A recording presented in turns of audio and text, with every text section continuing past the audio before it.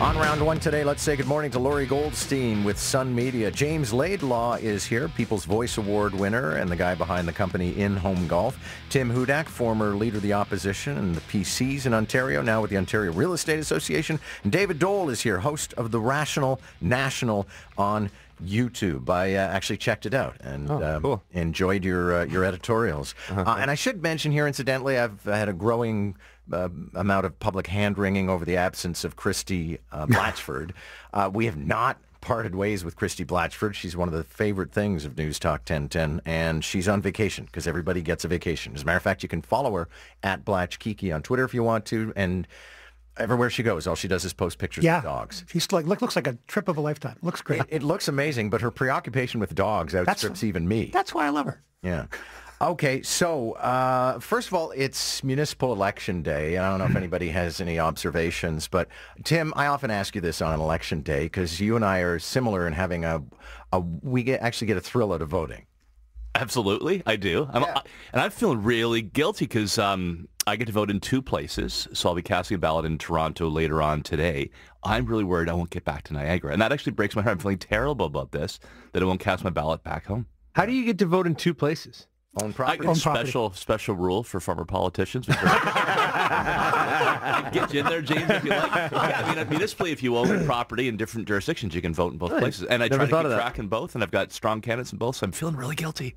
Chief of Police is going to be here a little less than an hour from now to talk about a lot of policing issues, but an interesting poll from our friend John Wright finds that his popularity has taken a bit of a hit. Perhaps not surprising, Lori, because, it's not been a good summer. Look, it's a tough job. You remarked, and I think it was only fair, that some of the complaints we all made about him not being accessible in the initial, now we found out that he was receiving dialysis and all that. So I think it's good to know that. Look, I mean, we're one away from the highest number of murders we've ever had. Now that's that's large because there was the van attack, which was 10 people, but being the police chief is a really hard job. I think to me today, the difference is that you have to be as much a politician as a police chief. And for example, I know cops who think that the brass, they don't particularly talk about the chief, but that the brass aren't supporting them enough. They're accused of all kinds of things. So I think it's normal that this would happen. I think there are a lot of problems with policing. There are accusations that they're not doing the break and enter. They don't come till the next day, yada, yada, yada. So it doesn't surprise me. I still think any politician would kill for those numbers. Sure. David Dole, 3 out of 4 Torontonians feel safe walking after dark in their own neighborhood. That's a pretty good endorsement for a city. Yeah, I mean, look, we always have this very short-term look at crime stats, and we don't take a look at the whole picture and really what led to a lot of the crime. So we have to think more about investing into these troubled areas, into youth, as more preventative measures to reduce crime. But yeah, I mean, the stats obviously are going to have a direct impact on the chief's numbers, but still, I mean, I don't think his numbers are all that terrible considering the situation. Another poll has Andrew Scheer, the leader of the federal PCs, and Justin Trudeau more or less locked. 36% for Justin and 35% for Andrew Scheer. A year is an awfully long time, though, James, but it's clear the magic may not be working anymore. Yeah, it's interesting. I was a pretty vocal opponent of Trudeau when he was running for prime minister right here on this radio station. I just felt like he didn't really have any business even being in the race. I look at a guy like Scheer, and he hasn't done anything to impress me whatsoever. So I don't know how. I really don't know how he's going to run. Our political landscape is so divisive right now. Right, you're either black or white, or you're red or you're blue, and conservatives are so quick to damn Trudeau, regardless of whether the for everything. And liberals do the same thing to the conservatives. So I'm not looking forward to a national debate at all right now. I just find we're so polarized that nobody can say anything with any value because anybody on the other side is never going to agree. Look, I think still that Trudeau wins re-election with majority a year from now. He is in a much more precarious position than you'd expect for the strength of the economy and the way they handled the American issues. I think the core issue here is he does not seem to be taking seriously big issues. He has other issues around climate change, around gender equity and such that he focuses on. I think a lot of people are more concerned about the economy. They're concerned about the cost of carbon pricing. And certainly in the sweet spot for his majority, the Greater Toronto Area and the Lower Mainland of Vancouver, that he's not addressing housing affordability, which would be a core issue for his voting bloc as well. Well, another one that pollsters seem to be identifying as migrants, and it's hard to be on the right side of that issue. No doubt. And I mean, I had Dave Smith on my show, the MPP from Peterborough, that's addressing what could be a big issue for Trudeau about returning ISIS fighters. Are they going to welcome them back with open arms or some consequence? Okay, well, let's talk about that. MPP Dave Smith, he is an MPP, yes? Exactly, new for Peterborough. Appeared yesterday on your show, Tim Hudak, and talked about how the federal government isn't doing anything about ISIS fighters and other would-be terrorists coming back to Canada. So he wants the province, at the very least, to strip them of any benefit of being an Ontarian. You couldn't have a fishing or hunting license in Ontario. We would take OHIP away from you. You wouldn't be able to get a driver's license in Ontario. You wouldn't qualify for rent geared to income assistance or special needs housing. No grants or loans or bursaries through the Ministry of Training Colleges and Universities, so nothing to do with OSAP. No ODSP, no Ontario Works, and no coverage under the Workplace Safety and Insurance Act. David Dole, I'll start with you. This is going to sell very well. I don't think anybody wants to be nice to a guy who played soccer with a severed head. But at the same time, if some guy got all jihadied up on the internet, went over there and got to Jordan and said, I don't like this, should he not be allowed to come back and get This is something? a 100% political issue. So if you're a criminal, if you're a terrorist, you are dealt with through our criminal process and you are put in jail. Now, if you want to strip all these benefits, I guess, but fishing license. Oh my God! But like healthcare, housing, license. If you take every benefit possible away from a citizen, where are they going to go? They're going to go where they're comfortable. They're going to go back into crime. So you need to actually be able to bring these people back. If we want them to be in our society, or if they are in our society, and we don't want them getting back into crime, we can't put them into a situation where they're going to be drawn to crime. Laurie, fewer files are more ready to be the fulcrum of left versus right than this one. Yeah, a couple of things. First of all, this was broken by the Toronto Star, not another outlet, not NewsTalk1010 that scalped it and didn't give us any credit.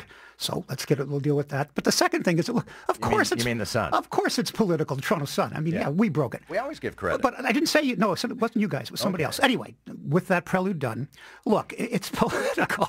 Everything's political. You want to go on a jihad here. Everything's political. And what is this? It's obviously they're setting up the flagpole. If they were serious about doing this, it wouldn't be a private member's bill. It would be a government bill. They've done it this way so they can test the waters. What are they doing? I mean, look, it's probably unconstitutional, but what are they doing? They're reminding people of something they don't like about Trudeau, which is that a Canadian is a Canadian is a Canadian, including if they're a dual citizen and they're a terrorist, and who said, oh, let's bring them all back and make them good citizens. It's not that easy. He's not addressing that issue, just like he's not addressing the migrant issue. And that's what the Tories are doing. And yes, it's political, but it's very smart politics. You know, I have a real issue with this whole story because while it's really easy to jump on the bandwagon and go, yeah, take their rights away, take these licenses away, take all that stuff away, how do you define extremism and terrorism? Is it just people who go over and fight for ISIS? Or is it local terrorism here, like that incel guy that drove the van into people up in North York? Is that guy a terrorist? Is he extremist? I would say he is. So do you take his rights away? I know he's dead, but... If he's a Canadian citizen who did it here, it's a whole different set of rules. What is it? Why? Because it's extremism and terrorism. I think that this is a really slippery slope. As soon as you start talking about this, you have to be really, really careful about how you define things. I'll say good for this member in doing this, right? I mean, private members' bills can be as silly as, it's Pancake Day, that kind of stuff. It's not something that's gutsy, something that's very topical. And quite frankly, I think most people listening would say, number one, deny them citizenship if they fought overseas against us. Number two, they'd say, well, then lock them up. And if the federal government won't do either one, good for Dave Smith in putting pressure on the feds to actually do something about this reprehensible behavior. That's what this is about. Okay. Putting pressure on the feds. Have we missed Pancake Day? That's another one. It's one of my campaign ideas. It never received 3 readings and made law. That's the problem with